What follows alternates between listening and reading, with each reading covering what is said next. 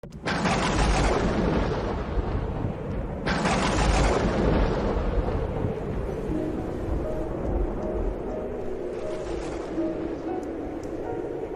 ce temps-là, comme tout le monde était dans l'admiration devant tout ce qu'il faisait, Jésus dit à ses disciples, « Ouvrez bien vos oreilles à ce que je vous dis maintenant.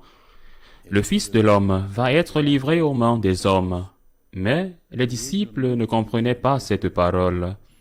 Elle leur était voilée, si bien qu'ils n'en percevaient pas le sens, et ils avaient peur de l'interroger sur cette parole. Acclamons la parole de Dieu. La vie publique de Jésus qui, selon la tradition, a duré plus ou moins 3 ans et a culminé avec sa mort et sa résurrection, commence avec le baptême du Seigneur dans le Jourdain, le miracle des noces de Cana et son pèlerinage à travers Israël et même au-delà pour prêcher la bonne nouvelle. La vie publique de Jésus a connu des hauts et des bas. Elle a toujours été menacée, toujours, mais ces menaces, surtout pendant la première partie de sa vie, étaient contenues par la peur du peuple. Elle avait du soutien. Il était suivi par de nombreuses personnes, et pas seulement par ses disciples. Il avait du soutien. Il déplaçait des foules, et cela a freiné ceux qui voulaient le détruire. Cette étape de sa vie publique couronnée de succès culmine avec la multiplication des pains et des poissons. C'est le moment du plus grand succès de notre Seigneur, et l'Évangile dit qu'après avoir vu cet immense miracle, ils ont voulu le faire roi, et il s'est échappé, car, comme il le dira plus tard devant Pilate, son royaume n'est pas de ce monde. Lorsqu'il rencontre à nouveau la foule, il affronte ses disciples, il affronte ceux qui l'applaudissent, ceux qui veulent le faire roi. Et il leur dit, « En vérité, je vous le dis, vous me cherchez parce que vous avez mangé et bu à satiété. » À partir de ce moment-là, notre Seigneur a continué à faire des miracles, mais le nombre de miracles a beaucoup diminué. Il a continué à avoir un soutien populaire, un mélange de soutien pour lui, pour sa personne, pour ses miracles, et aussi, il ne faut pas l'oublier, pour ses enseignements. Ce soutien populaire n'était plus aussi important et c'est pourquoi ses ennemis ont commencé à avoir plus de courage pour l'affronter et essayer de le tuer. Le dimanche des Rameaux, avec l'entrée triomphale de notre Seigneur à Jérusalem, illustre bien le fait que Jésus jouissait encore d'un soutien populaire.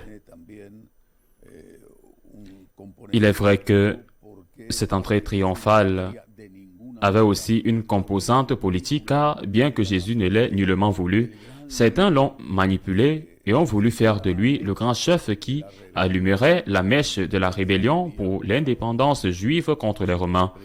Jésus n'a pas joué ce jeu et a été abandonné par les deux camps.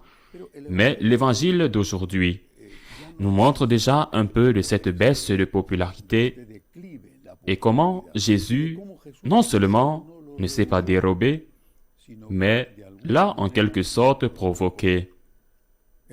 À ce moment-là, au milieu de l'admiration générale, il était encore populaire, au milieu de l'admiration générale pour ce qu'il faisait, non pas pour ce qu'il enseignait, mais pour ce qu'il faisait, pour les miracles qu'il accomplissait. Jésus dit à ses disciples, « Mettez ces paroles dans vos oreilles.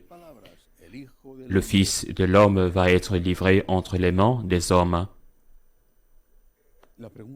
La question est la suivante. Sommes-nous prêts à suivre Jésus à tout moment? Quand un couple, un homme et une femme se marient devant Dieu, pour le meilleur et pour le pire, ils se disent l'un à l'autre, pour le meilleur et pour le pire, dans la maladie et dans la santé, Pour le meilleur et pour le pire, je suis avec toi. Je serai avec toi pour le meilleur et pour le pire. Parce que pour le meilleur, c'est facile d'être avec les gens. Mais pour le pire et pour le pire, quand cette personne est malade, ou quand cette personne a un problème, quand elle n'est pas quelqu'un qui vous aide, mais devient un fardeau, même si c'est une autre façon de vous aider, dont vous n'êtes peut-être pas conscient. Êtes-vous avec cette personne ou bien allez-vous dire, chérie, je ne ressens plus rien pour toi. Oui, je ne ressens plus rien pour toi, tu restes là. Ou bien, cela, encore plus hypocrite, tu mérites quelqu'un de mieux que moi. Et je n'en vaux pas la peine. Je ne suis pas à ton niveau. Je ne peux pas te donner ce que tu as le droit de recevoir. Je vais avec la secrétaire. Bref, c'est un exemple. Dans les bons et les mauvais moments, sommes-nous avec Jésus? Quand il y a des moments de lumière, d'enthousiasme, quand il y a des moments où nous sommes choyés par lui, quand nous sommes sûrs qu'il existe, qu'il nous aime, qu'il s'occupe de nous, quand nous expérimentons que nos prières sont attendues, qu'elles sont exaucées, et que parfois, immédiatement, nous avons prié pour quelqu'un, un malade, et immédiatement, cette personne a commencé à guérir. Comme c'est facile d'être avec Jésus, comme c'est facile.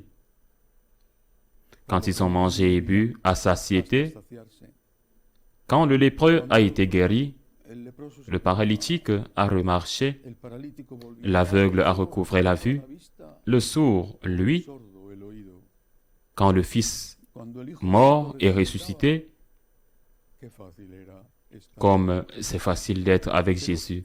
Mais ce que le Seigneur nous dit, et il nous le dit aujourd'hui, mettez vos oreilles dans vos oreilles, mettez vos têtes dans vos têtes.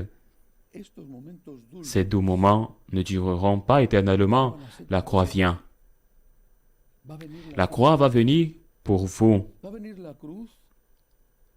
La vieillesse, la perte des facultés, la dépendance des autres, l'humiliation de devoir demander de l'aide, même pour les choses les plus élémentaires et les plus intimes. Elle va venir.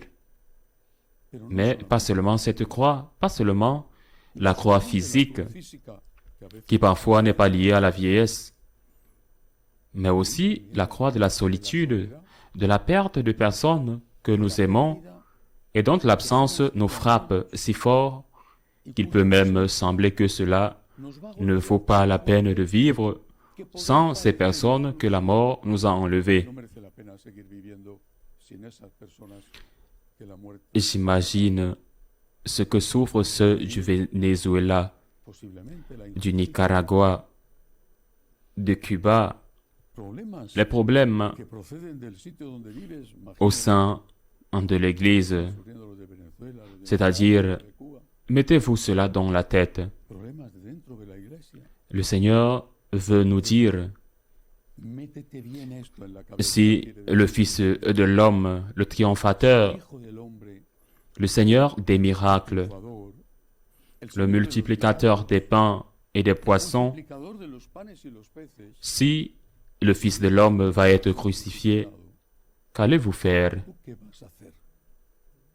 Quelle va être ta réponse? Dans les bonnes choses, tu dis qu'il est bon d'être ici, près de toi.